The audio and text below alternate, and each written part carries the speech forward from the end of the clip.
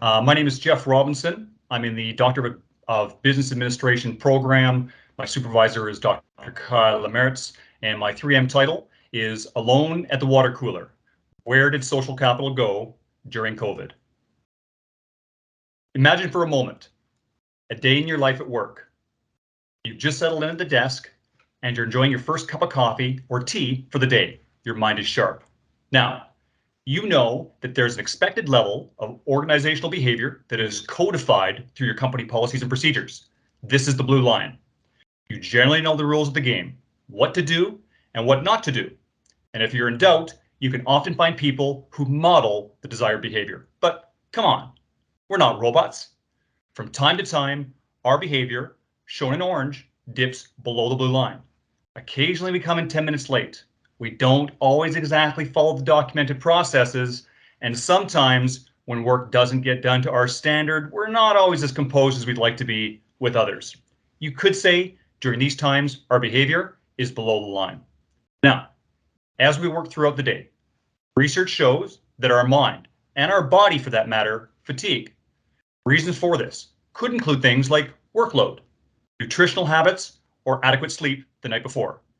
As a result of this fatigue and contributing factors like the pace of work or inadequate work planning, the potential for poor behavior increases. Descriptors for poor behavior include frustration, complacency, and rushing. In the line chart, this can be seen when the orange line deviates below the blue line. Now, every so often, when your behavior is below the line, it has the chance of meeting with organizational risk. Organizational risk, represented by the dashed red line, is anything that has the potential to make matters worse for you. A boss with an axe to grind, pressure to complete a work task that has to get done today, or an inappropriate comment from a coworker. When this happens, a negative stress event occurs. This is represented by the green POW symbol, and it typically results in loss for you. At this point, it can feel almost impossible to turn your day around. Time to go home.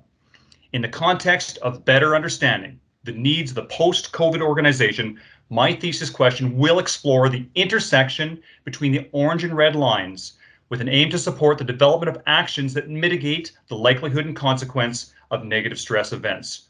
More specifically, my thesis will study how social capital, broadly defined in part as the inherent quality of relationships, can be used to create space within this negative stress event zone, represented by the dark blue border surrounding the green POW symbol, to either lower the probability of the orange and red lines intersecting, or in the event that they come together, to lower the potential adverse consequences to the individual. The goal is for employees to always be mentally and physically fit throughout the workday. Thank you very much.